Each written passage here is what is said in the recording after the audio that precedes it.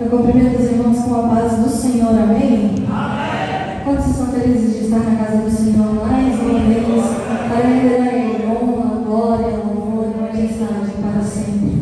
Como a minha mãe disse mais cedo, é motivo de muita alegria estar aqui com vocês mais uma vez. Espero que seja a segunda de muitas. Louvo e agradeço ao meu Deus pela rica oportunidade de estar aqui com os irmãos mais uma vez. Se não fosse por Ele, nem por aquela porta eu entraria. Agradeço a minha mãe, a Nayara, que estão aqui me acompanhando. Muito obrigada, meu coração salta de alegria ver vocês aqui, em especial a minha mãe.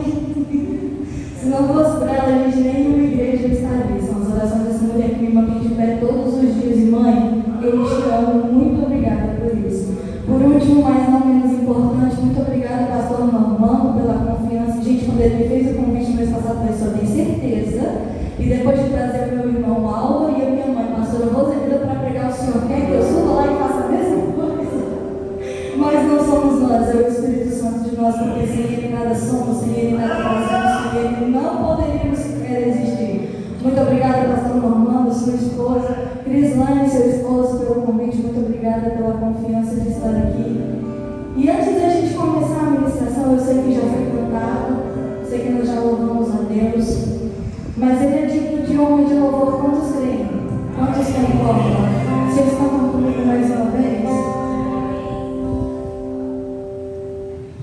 Eu poderia estar em qualquer outro lugar, mas Tua glória me atraiu, Tua presença me atraiu.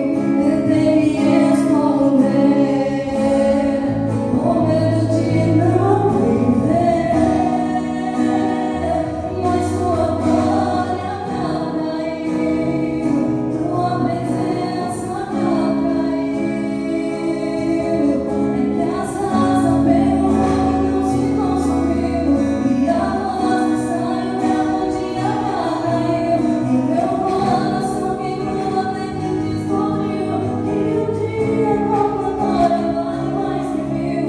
É que a sarça pegou fogo e não se consumiu, e a voz me saiu, mesmo dia me atraiu, e o meu coração que crua até que descobriu que um dia com glória,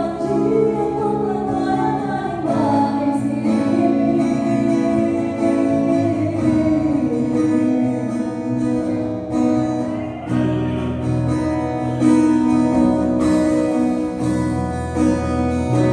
Eu poderia estar em qualquer outro lugar, mas Tua glória me atraiu, Tua presença me atraiu. Tentei me esconder, com medo de não viver, mas Tua glória me atraiu, Tua presença me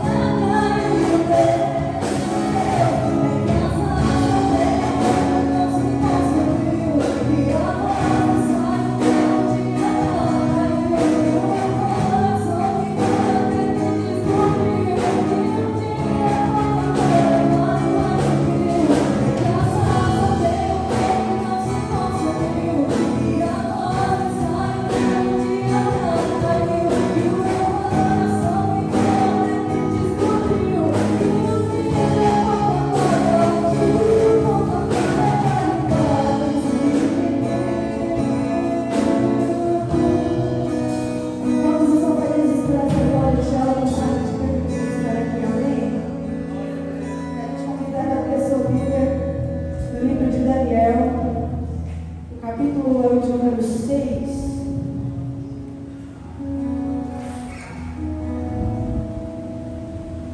Daniel, capítulo de número 6. Tem o telão também?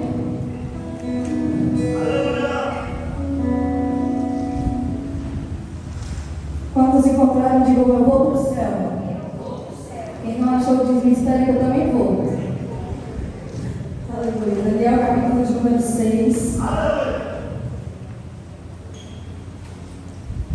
Versículo de número 1 diz o seguinte: Dário achou por bem nomear 120 sátrapas para governar todo o reino, e colocou 3 supervisores sobre eles, um dos quais era Daniel.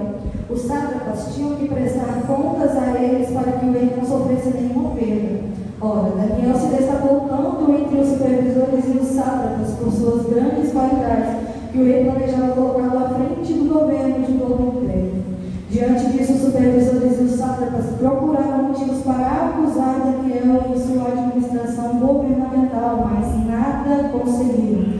Não puderam achar nele falta alguma, pois ele era fiel, não era desonesto nem negligente. Finalmente, esses homens disseram: jamais encontraremos algum motivo para acusar Daniel, a menos que seja algo relacionado com a lei do Deus dele. E assim os supervisores e os sátrapas, de comum acordo, foram falar com ele: ó rei Dário, vive para sempre. Todos os supervisores reais, os prefeitos, os sátrapas e os conselheiros e os governadores concordam em que o rei deve emitir um decreto ordenando que todo aquele que orar a qualquer Deus ou a qualquer homem nos próximos 30 dias, exceto a ti, ó rei, seja atirado na cova dos leões.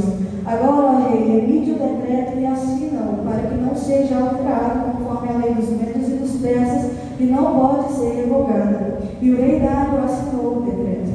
Quando Daniel soube que o decreto tinha sido publicado, foi para casa, para o seu quarto, no andar de cima, onde as janelas davam para Jerusalém, e ele fez o que costumava fazer. 3 vezes por dia ele se ajoelhava e orava, agradecendo ao seu Deus. Então aqueles homens foram investigar e encontraram Daniel orando, pedindo ajuda a Deus, e foram logo falar com o rei acerca do decreto real. Tu não publicaste o decreto ordenando que nesses 30 dias todo aquele que fizer algum pedido a qualquer Deus ou a qualquer homem, exceto a ti, ó rei, será lançado na cova dos leões? O rei respondeu: o decreto está em vigor, conforme a lei dos medos e dos persas, que não pode ser revogado. Então disseram ao rei: Daniel, um dos exilados de Judá, não te dá ouvidos, ó rei, nem ao decreto que assinaste. Ele continuou orando 3 vezes por dia. Quando o rei ouviu isso, ficou muito contrariado e decidiu salvar Daniel. Até o pôr do sol fez o possível para livrá-lo. Mas os homens lhe disseram: lembra-te, ó rei, de que segundo a lei dos medos e dos persas, nenhum decreto ou edito do rei pode ser modificado. Então o rei deu ordens e eles trouxeram Daniel e o jogaram na cova dos leões. O rei, porém, disse a Daniel que o seu Deus, a quem você serve continuamente, o livre. Taparam a cova com uma pedra e o rei a selou com o seu anel seu e com os anéis dos seus nobres, para que a decisão sobre Daniel não se modificasse. Tendo voltado ao palácio, o rei passou a noite sem comer e não aceitou nenhum divertimento em sua presença. Além disso, não conseguiu dormir. Logo ao alvorecer, o rei levantou e correu para a cova dos leões. Quando ia se aproximando da cova, chamou Daniel com voz que revelava aflição, dizendo: Daniel, servo do Deus vivo, será que o seu Deus, a quem você serve, continuamente pôde livrá-lo dos leões? Daniel respondeu: ó rei, vive para sempre. O meu Deus enviou o seu anjo que fechou a boca dos leões. Eles não me fizeram mal algum, pois fui considerado inocente à vista de Deus. Também contra ti não cometi mal algum. O rei muito se alegrou e ordenou que tirassem Daniel da cova. Quando tiraram da cova, viu que não havia nele nenhum ferimento, pois ele tinha confiado no seu Deus. Quantos podem dar glória a Jesus por essa palavra? Amém? Pode tomar o seu assento.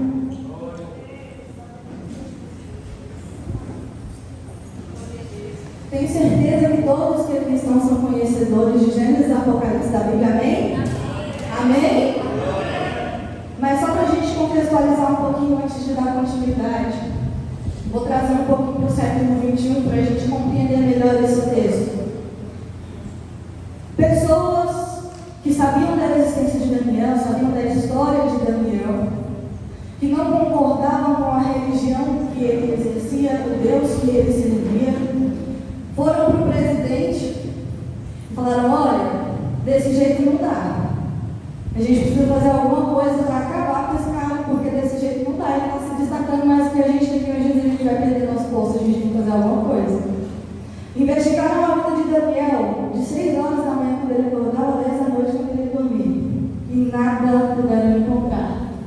Então, em conversa, eles concordaram e disseram: se a gente não atingir lá na religião dele, algo que relacione ele ao Deus que ele serve, a gente não vai poder fazer nada para dar uma resposta. Então vamos fazer alguma coisa que vai acabar com a religião dele, vai dar uma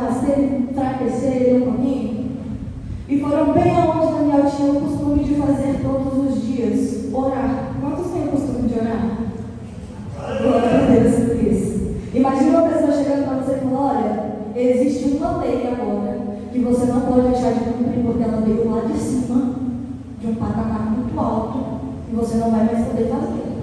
Aí, o que é essa lei? Você não pode mais conversar com seu Deus. Para mim seria misericórdia, um castigo. Mas foram lá e fizeram isso. Porém, Daniel não se deixou abalar por essa lei, porque ele sabe que a última palavra é do rei dos reis, não é de um rei de governos. Ele sabe que a última palavra e o último decreto vem do Senhor dos exércitos e não de um exército qualquer. Ele continuou orando e aquelas pessoas viram que ele estava orando, foram ao rei, foram ao poder e disseram: olha, ele não seguiu com a lei. E agora? O rei até tentou, por gostar de Daniel, tentou livrar ele do castigo que ele teria, mas não conseguiu, porque uma palavra, quando ela é dita, quando ela é proferida, ela tem que ser cumprida, principalmente o rei. Lançaram Daniel na cova dos leões, mas no dia seguinte o rei chamou Daniel. Daniel estava morto? Daniel tinha experido? Tinha acontecido alguma coisa com Daniel? O rei dos reis, o Senhor dos senhores e aquele que dá a última palavra protegeu a Daniel. E existem alguns pontos dessa palavra que, quando eu li, o Espírito Santo ministrou muito forte no meu coração e eu gostaria muito de compartilhar com os irmãos. O primeiro é que no capítulo 6, no versículo 4 de Daniel, diz que pessoas procuraram algo contra Daniel, mas nada puderam encontrar. Deixa eu te fazer uma pergunta. Imaginemos que Deus permite um grupo de pessoas, ou uma pessoa só, investigar a sua vida. Da hora que você acorda, da hora que você dorme. Em todos os lugares que você frequenta, na igreja, na faculdade, no trabalho, é em um grupo de amigos, em um restaurante almoçando, é com a família. O que esse grupo de pessoas, ou essa única pessoa, encontraria a respeito da sua vida? Ia ser como Jó, como está escrito no capítulo 1 de Jó, no versículo que diz: ele era bom e honesto. O que será que iam encontrar na tua vida? A Bíblia diz: examine-se o homem a si mesmo, e eu estou te convidando a fazer essa autoexaminação. Mas deixa eu te dizer uma coisa: pode até não existir um grupo de pessoas examinando a sua vida, mas existe um homem onisciente, onipresente, onipotente, que sabe de tudo.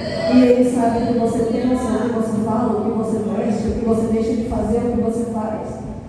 O que você faz consciente e até inconscientemente ele sabe. E aí? Como que está a sua relação com você mesmo? Eu quero te deixar essa pergunta, você não precisa me responder, mas eu quero que você pense, sabe por quê? É muito fácil, mãe, eu chegar e falar: nossa, a senhora viu uma fulana de tal na igreja? Meu Deus do céu. Nossa, mas é difícil demais olhar para ela, porque o tanto de pecado que ela tem.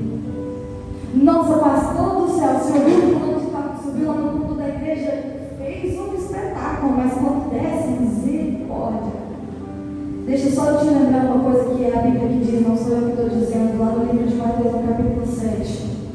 Porque é que você enxerga um cisto que tem no olho do seu irmão, mas não enxerga a trava de madeira que tem no seu? Eu quero te fazer um convite: para de olhar para a vida do outro, olhe para a sua. Você não vai fazer nada pelo outro, você vai fazer por você. Não é a minha mãe que me deu a salvação, foi Jesus que morreu na cruz do Calvário por mim. Não foi o meu irmão que me deu a salvação, que me trouxe a salvação. E não é dessa forma que vai acontecer com o irmão que está do meu lado. Eu não vou te dar a salvação, eu não vou te dar a salvação, é Jesus. Amém? Glória a Deus. O segundo ponto que eu quero trazer para vocês está lá na parte B do versículo 4 do capítulo 6. Que diz que as pessoas que foram acusar Daniel de algo que ele fazia de errado não puderam encontrar nada. Vocês se lembram? A gente lê muita coisa, mas eu não precisava, hein? Não puderam encontrar nada, pois ele era bom e honesto. E nesse momento que a gente lê esse versículo, você pode até pensar: nossa, Daniel era perfeito. Porque se não puder achar nele erro nenhum, ele era um cara muito top, 100%. Um dia eu chego nesse nível. Mas me permita te dizer, ele não era perfeito. Daniel era fiel, e eu vou te provar isso lá na Bíblia. Parte B do versículo 4 diz: não puderam achar nele falta alguma, pois ele era fiel. Não existe perfeição senão no nosso Deus. Não adianta você chegar em um lugar e falar: eu sou top porque eu sei cantar, eu sou incrível porque eu sei pregar, eu sou fera porque eu toco muito bem. Nossa, eu sou bam da história, porque quando chega o visitante eu vou lá correr, abraço, amém. Por isso, glória a Deus, mas isso não te faz perfeito, porque perfeito é aquele que está em alto e sublime. Mas me permita ainda te dizer, sabe por que Daniel era perfeito, já que assim vamos caminhar? É porque ele estava continuamente em contato com o dom da perfeição.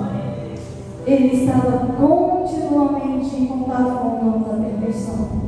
Ele não ia ao encontro do dono da perfeição só no domingo, no culto à noite. Ele não tinha contato com o Rei dos Reis e Senhor dos Senhores uma vez por semana. Ele não ia no culto de Santa Ceia e era só isso. Ele estava continuamente em contato com Ele. Capítulo 6, versículo de número 10.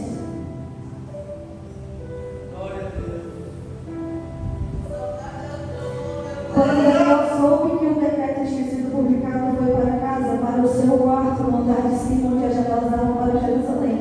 E ali fez o que costumava fazer. Daniel não passou a fazer isso da noite para o dia, de uma semana para outra, de um mês para o outro, na virada do ano, quando a gente mais costuma fazer promessa. Nossa, esse ano eu vou orar. Esse ano eu vou repetir mais vezes. Não, Daniel costumava fazer. A gente consegue ver lá no capítulo 1 também de Daniel, no versículo 5, perdão, no versículo 8, que diz que Daniel pôs em seu coração não se contaminar com a comida do rei. Sabe o que isso quer dizer? Daniel pôs em seu coração ter um contato contínuo com o Senhor. Daniel pôs em seu coração, ele que escolheu não se contaminar com aquilo que o mundo pode oferecer. Foi Daniel que escolheu, não foi o pastor que chegou nele e mandou ele fazer isso, não foi o líder de jovens que chegou nele e fazer isso. Pare de achar que você precisa de uma ordem do seu superior para começar a fazer algo para Deus. Deus está aqui te perguntando, eu estou te esperando, mas você está esperando uma ordem de alguém? Para quê? Não foi eu que te ordenei, seja forte e corajoso. Não foi eu que te ordenei, vai. Olha, mas eu tenho medo, eu não tenho confiança. Eu também não tenho confiança nenhuma de subir um pouco e falar a palavra de Deus, se você é sincero. Eu não tenho confiança nenhuma por mim mesma de pegar no microfone e cantar. Mas é como eu disse no começo, sem Ele, nada a gente pode fazer. Sem Ele, nada podemos executar. Sem Ele, um passo a gente não pode dar. Sem Ele, o fôlego de vida nós deixamos de ter. É porque é por Ele, é dele e é para Ele todas as coisas. Amém? Entenda. Orar 3 vezes ao dia era costume de Daniel e não uma obrigação. Como eu disse mais cedo, não foi o pastor dele que chegou pela parte de hoje, você vai ter que orar 3 vezes no dia dessa forma. Não foi o líder que chegou nele e falou, você vai ter que fazer dessa forma, mas de agora, desse jeito. Não foi a mãe, não foi o pai dele, não foi ninguém que chegou nele e mandou ele fazer aquilo, foi o que ele tinha escolhido. E o que é que você tem escolhido? O Espírito Santo me pede para te fazer essa pergunta nessa noite. O que é que você tem escolhido? Vitória, meu dia é tão corrido, eu levanto tal hora e já vou para o trabalho, e aí depois do trabalho já tem faculdade, depois da faculdade já tem culto, e depois disso tem tanta coisa. O dia tem 24 horas, você pode separar 30 minutos, meu Deus. Não estou aqui mandando você orar 3 vezes ao dia, até porque eu não sou ninguém para mandar. Eu estou aqui te aconselhando em ter um relacionamento com Deus, tá? Ter um relacionamento com Deus, meu amigo, pode te levar a lugares que você jamais imaginou. Ter um relacionamento com Deus, sabe o que ele fez com Daniel? Fez ele entrar em uma cova dos leões e não ser ferido por nenhum deles. Sabe o que o relacionamento com Deus fez com Moisés? Fez ele ter capacidade para abrir o mar vermelho. Sabe o que o relacionamento com Deus pode fazer na sua vida? Desculpa, vai ser muito fácil se eu te falar. Tenha um relacionamento com o seu pai, é tudo que ele quer comigo e com você. Engraçado que para mandar um áudio no WhatsApp para um amigo, para mim, fala, nossa, eu tenho bafão de contar, né? É fácil, né, Nayara? 1 minuto e meio, 2 minutos de áudio, muito fácil, bacana. Então é para deixar de fazer isso? Não. Mas é para você não deixar de lado aquele que te deu a vida. Vitória, é para eu parar de ter o meu momento com os meus amigos? Não, é para você parar de ter um momento com o seu melhor amigo. Vitória, é para eu parar de fazer tudo que eu tenho costume de fazer? Não, é para você parar de deixar de lado aquele que quer estar com você em tudo o que você faz. Não é deixar de lado a sua vida, não deixar deixar quem te deu a vida de lado. Amém? Outra coisa. Tem muita gente, mãe, eu espero que aqui, entre os erros dos meus irmãos, eu não encontre isso. Mas tem muita gente que acha que fazer alguma coisa para Deus é uma obrigação. Às vezes o pastor manda um obreiro ficar lá na porta para recepcionar os irmãos e dizer, nossa, tem que ir lá receber os irmãos. Não é uma obrigação, é um privilégio para mim e para você. Nossa, o pastor mandou eu ir pregar hoje. Nossa, eu vou ter que ir pregar hoje. Não estou afim, vou pregar alguém. Não é uma obrigação, é um privilégio. Quantos concordam de um amém? O meu pai costuma fazer uma pergunta que diz o seguinte: Deus sem você, Ele continua sendo Deus. Mas e eu e você sem Deus? O que nós somos? Nada. Nada, nem pó a gente não é. E sabe por quê? A ciência diz que os 3 elementos mais básicos para que exista vida, alguém sabe dizer? Pão, água e ar. Eu sou o pão da vida, João 6,35. Eu sou fonte de água viva, João 4,10. Eu sou o fôlego de vida, Gênesis 2,7. Então eu tenho que perguntar para você, o que você é sem Deus? Nada. O que você faz sem Deus? Nada. O que você conquista sem Deus? Nada. E nem é sobre conquista, é sobre ter o privilégio de chamar alguém que senta em um alto e sublime trono, de chamar alguém que tem anjos cantando e louvando e exaltando a Ele 24 horas por dia. É ter o privilégio de me achegar diante dele e chamar Ele de Pai. É chamar Ele de meu melhor amigo. É caminhar com Ele todos os dias, sabendo que Ele está me livrando de coisas que eu nem consigo enxergar. É ter Ele do meu lado diante de uma decisão difícil e falar: Deus, o que eu faço agora? Eu tenho 2 caminhos para seguir, mas eu não consigo ver lá na frente. É o Senhor, então me ajuda. E Ele está ali para te ajudar. Vitória, mas eu tenho orado tanto, eu tenho pedido tanto para Deus uma resposta e Deus não me diz nada. E quem disse que o silêncio de Deus é a ausência de Deus na sua vida? Mãe, quantas vezes a senhora já orou e Deus respondeu na mesma hora? Quantas vezes você, Álvaro, já orou e Deus te respondeu na mesma hora? Eclesiastes 3, isso que estava programado para eu dizer, mas o Espírito Santo me incomoda. Eclesiastes 3 diz que existe um tempo determinado para todas as coisas. Existe alguém aqui dentro que está com o coração tão apertado, tão aflito, justamente por orar e achar que Deus não vai responder, mas deixa eu te dizer, Deus está preparando. Sabe por que é que Ele não te entrega agora? Porque você não está pronto, não está pronto para receber. Porque Ele sabe que se te entregar agora, vai te perder lá na frente. Ele não quer te perder, Ele quer te entregar, para que através da sua vida o nome dEle seja glorificado. Vitória, mas muitas das vezes é algo não simples, mas é grande, que Deus conseguiu ver em você capacidade para fazer. Não pare de orar, não pare de buscar. Eu sei que às vezes é difícil. Nossa, a gente ora, a gente faz campanha, a gente jejuma, a gente chora. E parece que a gente está fazendo isso virado para uma parede. Deus me perdoe, mas não é uma parede que está te ouvindo. Não é uma estátua que está te ouvindo. Não é um metal que está te ouvindo. É o Deus que pode todas as coisas que está te ouvindo. É o Deus que move montanhas para te livrar e para te guardar. É o Deus que é dono do ouro e da prata, que está pronto para te entregar. E Vitória, o que é que eu vou fazer então?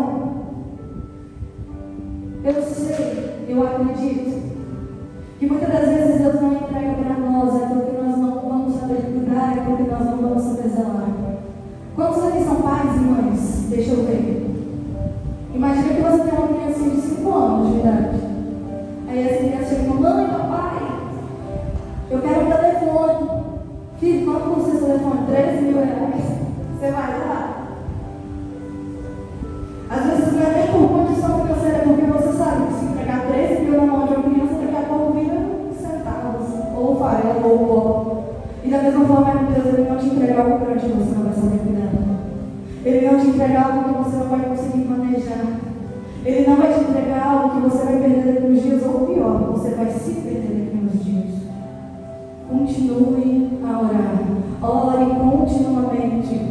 Buscai ao Senhor enquanto se pode achar. Batei e abri-se-vos-á. Pedis e achareis, buscais e me achareis de todo o meu coração. Deixa eu te fazer um convite, fugindo só um pouquinho da palavra. Eu sei que é corrido, eu sei que a gente cansa. Segunda-feira já está aqui de novo e o batidão vai começar de novo. Mas experimenta chegar hoje na tua casa, dobrar os teus joelhos e falar: Deus, obrigado. Então eu nem tenho o que falar com Deus.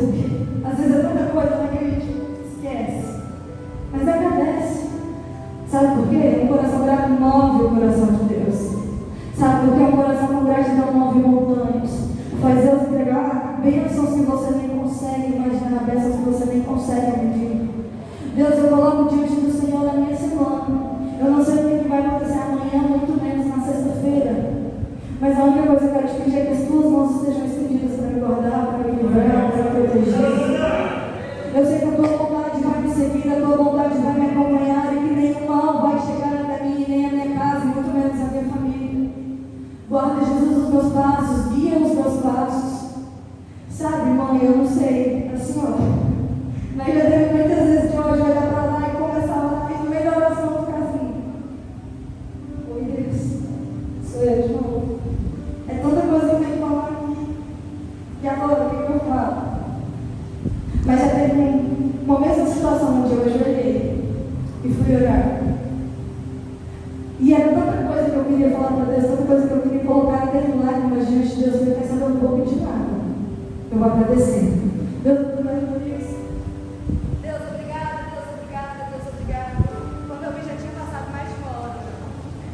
É quando você se entrega de coração, é quando você entra na presença de Deus com coração.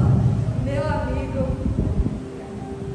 Quando você veja se passaram horas com o dono do tempo. Quando você veja se passaram horas com o Criador dos céus e da terra. Quando você vê que você está criando um relacionamento, criando um hábito com Deus. Quantos aqui têm um hábito com Jesus? É algo pessoal, mas me permita compartilhar, porque talvez tenha alguém que precise ouvir. De uns anos para trás, eu comecei a criar um hábito com Deus. Não foi a minha mãe que mandou, não foi o pastor que mandou, não foi o meu líder que mandou. Eu escolhi criar um hábito com Deus. É simples. Mas, gente, hoje eu não consigo ficar sem isso. Eu deito para dormir quando eu estou com minha cabeça no travesseiro. Eu não consigo dormir, parece que é exagero, mas eu não consigo dormir enquanto eu não digo boa noite, Espírito Santo. E quando eu acordo, antes de olhar a hora, antes daquela correria do dia a dia, a primeira coisa que eu faço: bom dia, Espírito Santo. Nossa, Vitória, mas um boa noite, um bom dia, nem fez sozinho tanta coisa que se eu fosse falar uma Virgínia Porto. Baseado nisso, em colocar o Espírito Santo de Deus como o primeiro e o último da minha vida, eu estou aqui. Eu respiro sem precisar de um aparelho. Eu amo sem precisar de uma cadeira de roda. Eu me alimento todos os dias, eu nunca passo fome. A minha família tem ar, tem saúde, tem lugar para dormir. Eu preciso de mais do que isso, não. Eu preciso dele na minha vida. E quantos reconhecem que também precisam dele nas suas vidas? Para finalizar, eu quero destacar mais 3 pontos com você, que se encontram lá no capítulo 10, capítulo 6, no versículo 10 de Daniel. Eu vou ler pausadamente, por favor, preste atenção. Porque da mesma forma que isso ficou no meu coração, eu quero que o Espírito Santo, eu peço ao Senhor que da mesma forma que falou comigo, fale com os meus irmãos que aqui estão. Quando Daniel soube que o decreto tinha sido publicado, foi para casa. Quando Daniel soube que o decreto tinha sido publicado, foi para casa, para o seu quarto, no andar de cima, onde as janelas davam para Jerusalém, e ele fez o que costumava fazer. 3 vezes por dia ele ajoelhava e orava, agradecendo a Deus. Uma das muitas coisas que me fazem apaixonada na Bíblia é porque ela nos dá uma riqueza de detalhes que eu fiz é uma vírgula. Cada vírgula é um detalhe que Deus fala comigo e com você. Basta prestarmos atenção. A primeira de tudo, quando nós soube que o decreto havia sido publicado, ele foi para casa. Ele entrou em desespero? Ele correu para o Instagram e publicar hashtag revoltado? Ele correu para a vizinha e falou: "Nó, lascou-se." Ele foi para casa. E sabe qual que é o primeiro ponto que eu destaco com isso? Deus não age no desespero, Ele age na oração. Deus não age no desespero, porque Ele é Deus de calmaria. Filipenses 4, no capítulo 4, versículo número 7, dizia: "A paz de Deus, que excede todo o entendimento, guardará o coração de vocês." Não adianta, no meio da aflição, no meio da angústia, eu correr de um lado, eu correr para o outro. Missionário, ora para me indicar, pastor, ora para me indicar. Irmão fulano de tal, que aí quando pode faz uma campanha para mim que eu não dou conta. Muitas das vezes, Deus permite que o barco dê aquela balançada, que o vento sopre forte. Não é para te derrubar, não é para te brilhar. Ele é o teu Pai. A última coisa que Ele tem para a tua vida é a humilhação, a derrota e a vergonha. Mas a primeira, sabe qual é? Relacionamento. É o hábito de eu ajoelhar e orar ao Pai que está no céu. Não é o Instagram que vai resolver o meu problema na justiça. Não é o Facebook que vai resolver o meu divórcio da minha casa. Não é a vizinha que está lá na igreja me olhando a minha roupa todos os dias que vai mudar a situação que eu estou passando. É Deus.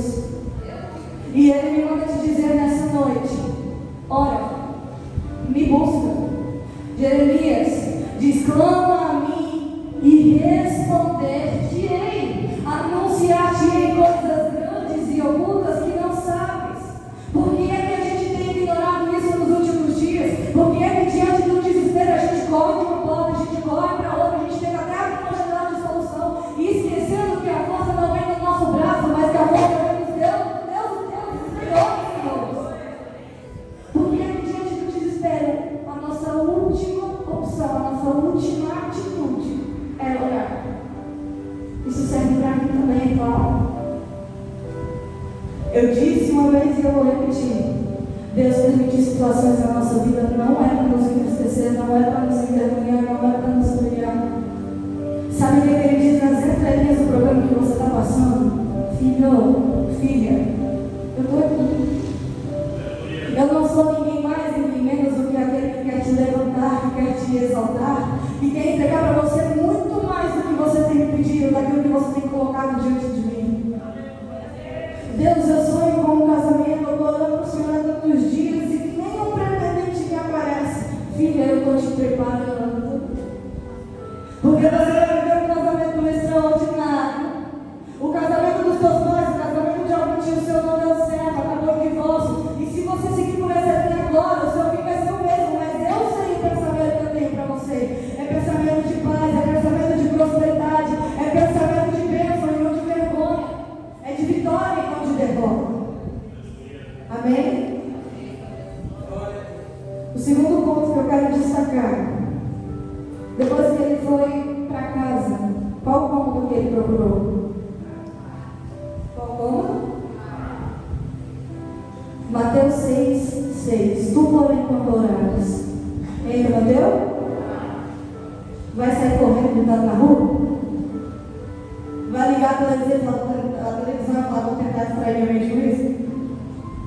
Tu, porém, quando orares, entra no teu quarto, feche a tua porta, e o teu Pai que está em secreto te ouvirá e te recompensará. Mais uma vez eu digo: pastor, ajuda. Glória a Deus pelas orações dos pastores sobre nossas vidas. Ele tem ajuda, ele não tem a solução. O líder te ajuda em oração, em campanhas, em propósitos. Glória a Deus pela vida dos nossos líderes. Mas eles têm ajuda, eles não têm a solução. Nosso pai, nossa mãe oram por nós de madrugada. Eu fico rindo da minha mãe que diz que eu sou muito leve. E aí eu estou lá dormindo. Surgiu até um bem no Instagram esse dia que a gente está dormindo, minha mãe. Glória a Deus pela oração da senhora, mãe. Obrigada. Mas ela também só tem ajuda, ela não tem a solução. difícil, gente. Eu sei que é difícil. Diante de uma situação conturbada, a gente não desesperar. Às vezes é uma aflição que a gente nem mede. Ter uma conta altíssima para pagar amanhã, não ter metade do dinheiro hoje. Ter uma situação que se eu não resolver água, já era, humanamente falando. Eu sei que às vezes a gente entra tanto em desespero e fala: Deus, por favor, responde. Tá difícil aqui. Ele entrou na cova dos leões, por que ele não vai entrar na tua casa? Ele mandou que os leões parassem e virassem travesseiro para Daniel ter uma linda noite de sono. Por que ele não vai entrar na tua casa? Vitória, mas o juiz fica assim: nada. Ele é juiz. Vitória, eu tenho um câncer. Se eu não tratasse, então eu não me curar, eu vou morrer. Ele é médico dos médicos. Vitória, eu preciso de uma limpeza dentro do meu interior que eu nem sei por onde começar. Ele faz também. Sabia que tudo aquilo que você nem consegue imaginar, Ele faz. E Vitória, o que tu tem que fazer para Deus operar desse jeito que você está falando?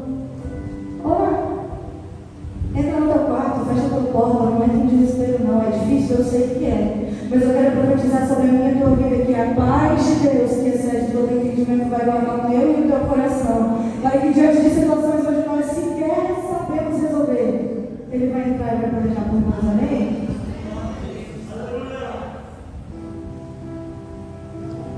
Terceiro e último ponto, e aqui eu finalizo com vocês.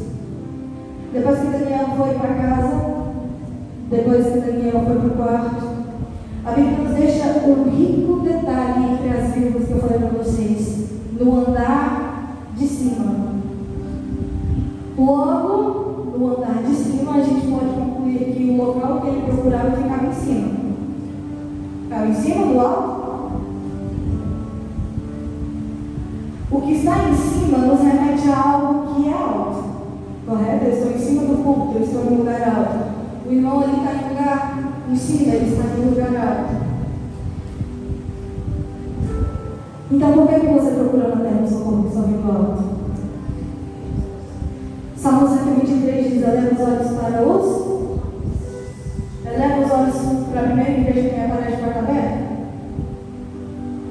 Eleva os olhos para as redes sociais, fazer campanha. Faça um pix para ajuda.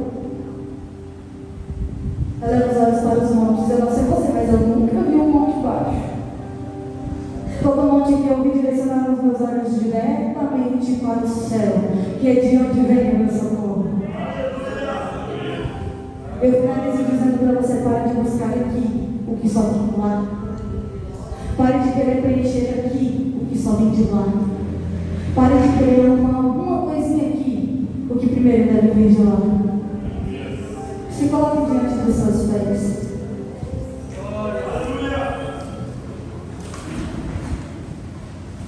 Sabe, depois de tudo isso que Daniel fez, depois de procurarem pela vida dele, eu queria chamar os músicos aqui para me ajudar mais uma vez, por favor. Depois do desespero de um decreto contra ele, depois de ele ir na paz e na calmaria de busca da sua casa, o seu quarto e o andar de cima, sabe qual que foi o resultado disso? Ele até foi para a cova dos leões, mas ele não sofreu ferimento algum. Sabe o que eu quero com isso? E eu quero muito que isso fique no seu coração. Deus não vai me livrar e te livrar da tempestade. Deus não vai me tirar do barco que tem um vento muito forte e assoprando. Sabe do que Deus vai me livrar e vai te livrar? É da morte. Sabe o que Deus vai me livrar e vai te livrar? É daquilo que não provém da parte dele para mim e para a tua vida. Sabe qual que é o resultado de um simples hábito, de uma simples constância com Deus? É paz, é livramento, é amor, é zelo, é cuidado. São infinitas coisas que eu não posso citar, porque é Ele que guarda, é Ele que livra. Vitória, mas sinceramente, está falando tanto de oração. Tem acontecido tanta coisa comigo que eu estou até com vergonha de orar. Deus não quer olhar para o que você fez ou para o que você deixou de fazer. Deus quer olhar para o seu coração. E o que ele tem dentro do seu coração? A vitória dela é vontade de orar e seguir conforme os caminhos